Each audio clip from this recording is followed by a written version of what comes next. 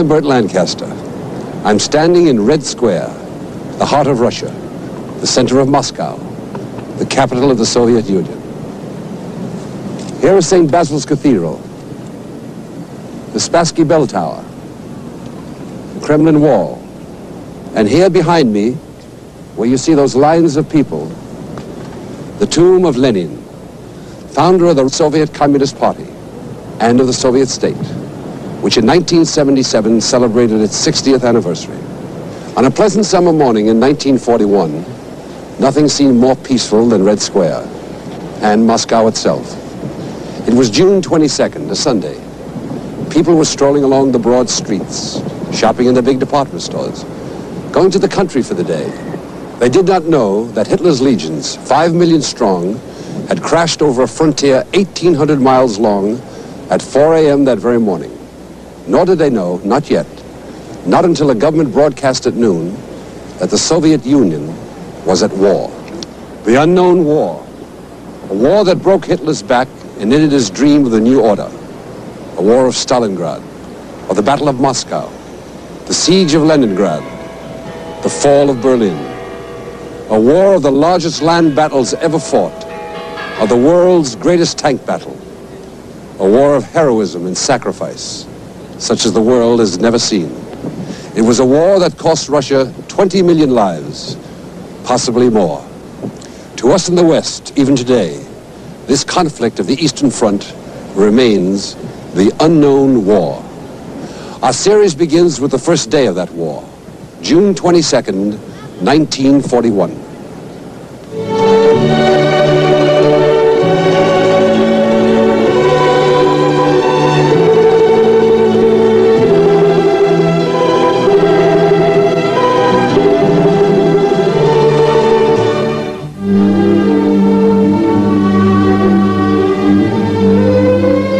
Sunday, June 22nd, 1941, the longest day of the year.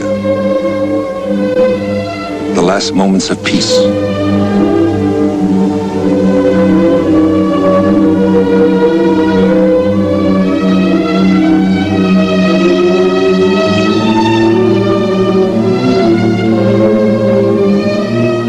Sprawling from Europe into farthest Asia, Russia was a giant asleep.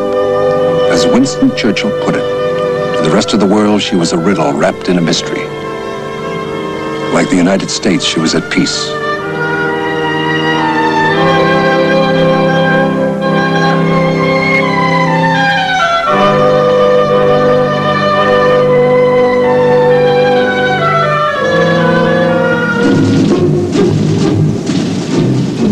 Through the mist before the dawn, the German army moved into assault positions.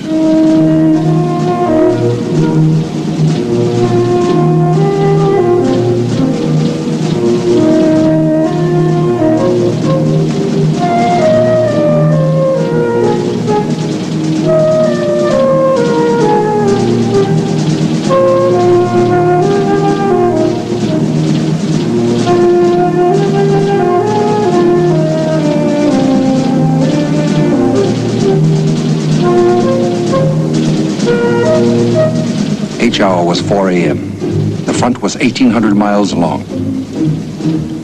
The German planning had been meticulous.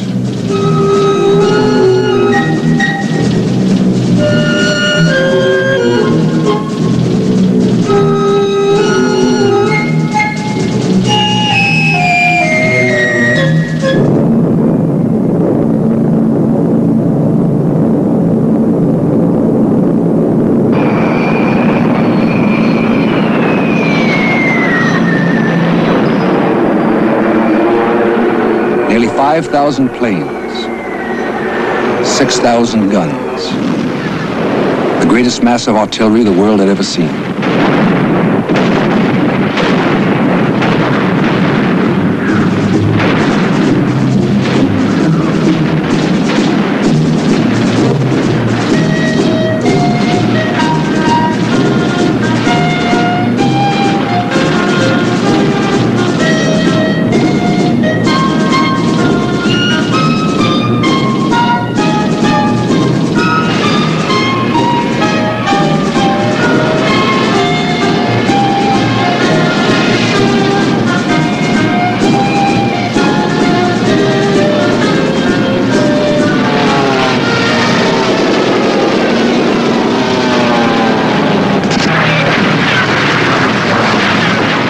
Russian airfields, railroad crossings, road junctions, and everything that moved on them was hit hard.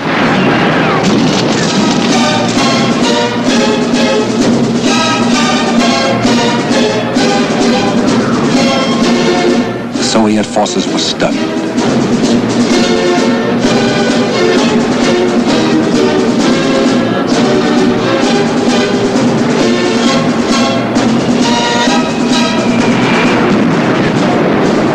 Hitler had said to his generals, "You have only to kick in the door and the whole rotten structure will come crashing down."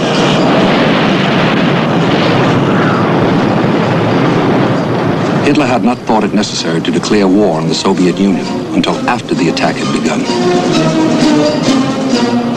It was to be a familiar pattern, the blitzkrieg, and its ferocity was appalling.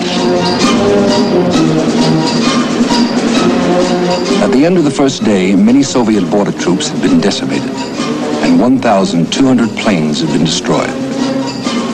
The border garrisons bore the brunt.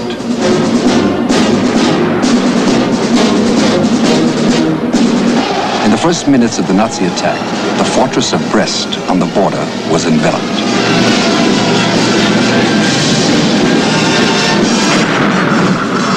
The Germans had brought up siege guns to reduce it.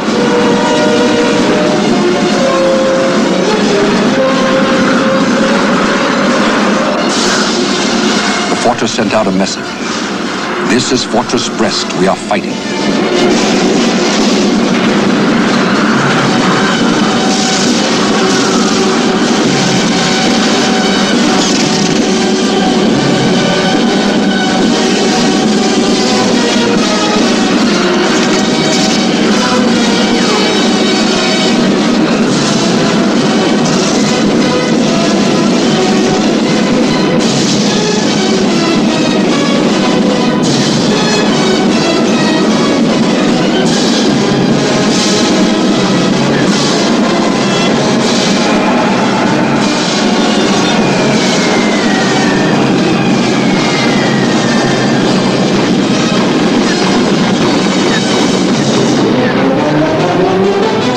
Sought what safety they could.